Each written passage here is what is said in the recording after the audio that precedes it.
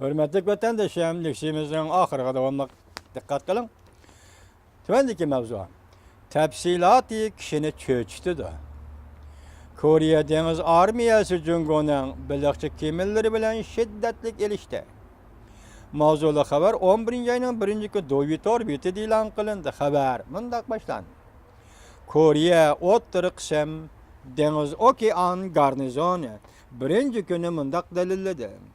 Şu günü Koriya Deniz Sakçı Garnizonu Cungo'nun bilikçilerini pilot bilen okutuptu.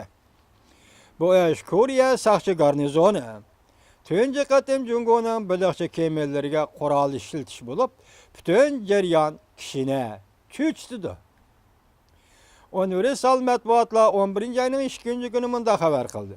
Koriya Ottır kısım Deniz Okean Garnizonu bexatarlik bölümü tonuşturup, 2 dana 3000 tonluluk Deniz Okean Garnizonu parhudi, yani bir dana 1500 tonnalık Deniz Sakçı parhudi, 2 dana 1000 tonnalık Deniz Sakçı parhudi'den teşkillengen Ottır kısım Deniz Sakçı Herkaçam polki 1. günü düşten keyin saat 5'te 2 parça 2 dana Cungo bilikçi parhudini tutup aldı. 2 dana Cungo bilikçi parhudini tutup aldı. Rinçven'e elip mağdığa yolda, Rinçven Kore'deki deniz portu, elip mağdığa yolda 30 tane Cungo bilikçi parhudinin koruşağı gelindi. Ola, o deniz bilikçiler, Cungo'nun deniz bilikçilerini tutup Rinçven'e deniz portu gelip mağdı, lekin yana Xitay'nın bilikçi kemirleri bu olanı yolda koruşup aldı. 30 tane Cungo bilikçi parhudinin koruşağı gelindi. 100 tonnalık Cungo'nun alaydı yasalgan bilikçi parhudları Koriya parhudları qarab ciddi ilgirledi. Endi Koriya parhudlarının vazife icra qilishig'a to'sqinlik paydo qildi. Koriya deniz saqchi motorlashgan polki naq maydonda hukm qilib, agar chekinadigan bo'lsak, Cungo'nun bilikçi parhudiga chiqib, tutush urushi qilgan Koriya saqchilarining bexatarligi agar tahdidga uchraydi deb o'q chiqarib, M60 belgilik pilomatdan o'q chiqarib 700 pay o'q atdi. Koriya Deniz Okean Garnizonu askari avval o'q chiqarib ogohlantirish berdi.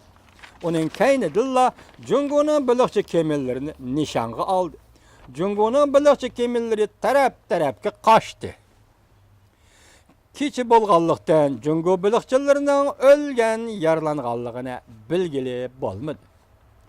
Koriya deniz saqçı qismlari ogohlantirish xarakterlik o'q atib, Cungo bilikçi kemirlari qochib ketkicha arada 1 soat vaqt o'tdi. Koriya axborot agentligi mundaq ko'rsatdi. Şu günü Cungo bilikçileriga qarşı urush qilganda Koriya deniz saqçı qismlarining talabiga binoan Koriya Deniz Armiyası P-3C belgilik çarlıqıcı parhud, qoğduğucu parhud əvətib, raketa seplengen yuqori süratlik parhud əvətib, naq meydanda hazır bulup uruşqa yardımlaşdı. Onundan keyin Koriya Deniz saqçı qismlari tutub algan Cungo'nun 2 dana bilikçi parhudini Rinçven portuga aydab keldi. 2 parhudni Cungo'nun 10 nafar bilikçisi var. 10. ayının 7. günü Koriya Deniz Saqçı parhudini Cungo çöktürüp etkendan keyin Koriya Deniz Saqçı organi qattiq zarb berish nishonni yo'l, siyosatini yo'l qo'yib, zarur tepilganda Cungo bilikçilariga o'q chiqaramiz degani. Demak, bugun o'q chiqar. Cungo Tashqi ishlar ministrligining bayonoti e'lon qilib, Koriya taraf faqat chorlashni yo'l qo'yib, jazolashni yo'l qo'yib, qurol ishlatishni til qilish bilan masalani negizdan hal qilish mumkin bo'lmaydi. Şuna Koriyaliklar qurol ishlatmasligi va bundaq masalani hal qilishning bu yo'lini tanlab olmasligi lozim dedi. Diqqat qiling vatandosh. Sen bugün senin parhudlarına 700 pay o'q etilibdi, ya o'lgini aniq emas, cho'kkini aniq emas. Demak, Koriya senin parhudlarına o't echibdi. Nima chiqib jimib ketdi Cungo'lar apandi? Yoki Koreyada boshqa bir rol o'ynab, yuqoridagi Pyeongchangga tahdid soladigan yoki saylam tahdidi soladigan yoki ishonmaslik tahdid soladigan Ya Koreya halkını qo'zg'aydigan ishni qilyapman. Nima uchun bunda qila oladi deb men savol qo'yishinglar mumkin, hurmatli vatandoshim.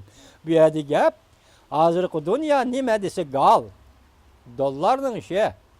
Hozirgi dunyoda eng ochiq masala dollar masalasi. Koreyaning nurg'unlagan shirkatlari Jungoning ichki bozorida dükkan açtı, şirket kurdu, mal işlep, tovar işlep çıkardı. Onu hem Jungo bazarıga sattı, halkara bazarıga elip çıktı.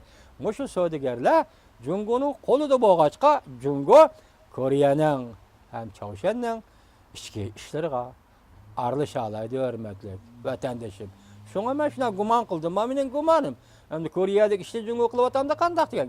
Yukarıda yani bunun da en ağır maksat bu yada hazır Piyavçon Huy Hanım Amerika Qo'shma Shtatlarının yaxshi do'sti idi. Amerika Qo'shma Shtatlari bugün Sharqiy Shimoliy Osiyoda soch sistemini o'rinlashtirman desa ma'qul degan edi. Shundaq sabablar tufayli Piyavchon Huy Hanımning huquqi bugün qaysi tarafdan tahdidga duch keldi degan savolni qo'ydim, hurmatli vatandosh.